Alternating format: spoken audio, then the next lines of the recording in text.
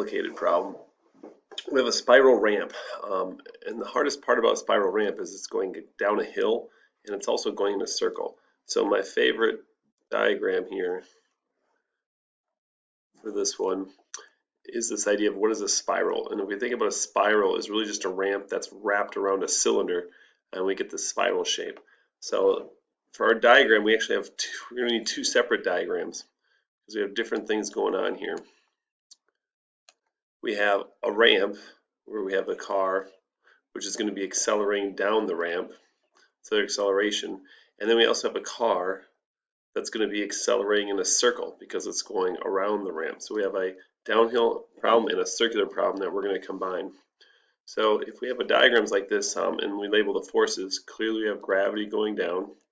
Now some of you guys in your diagrams, you're getting pictures that aren't looking so good, where gravity's not going straight down. So make sure that you're always lining this up in the picture. Get gravity going straight down.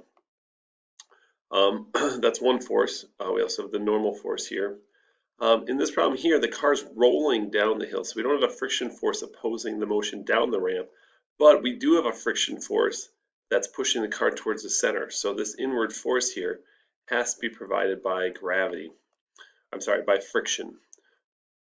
So those are a free body diagram in two different dimensions. Here we have the up and down, the vertical and sideways dimensions. Here we have like a top view showing an inward force. So we would say that this would be our XY diagram, and this would be our Z diagram as we're looking down from the bottom, or maybe we would say this would be a ZX diagram because we're not seeing the vertical, the up and down when we look at it from the top. Once again, we got to look at components. Here, clearly we have components along the ramp and perpendicular to the ramp.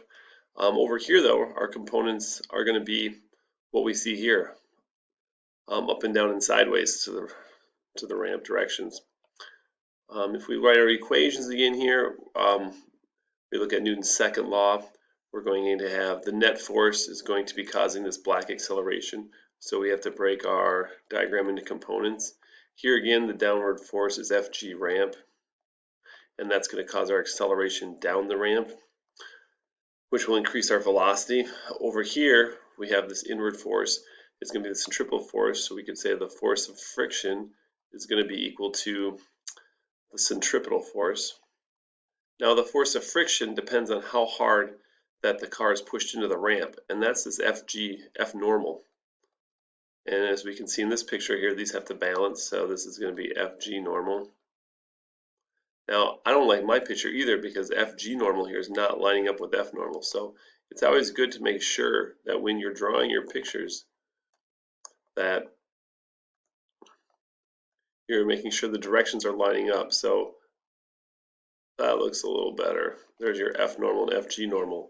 So over here, we're going to have mu Fg normal, which we can remember from the previous problem is going to be mg cosine theta, is going to be equal to mv squared over r. In this problem over here on this side, we're going to have that the force down the ramp, F gramp, which is mg sine theta, is going to be causing our acceleration down the ramp. So here's where we're linking it. This acceleration is going to change this velocity. And that's where we're going to have to figure out how to solve this problem. Good luck with it.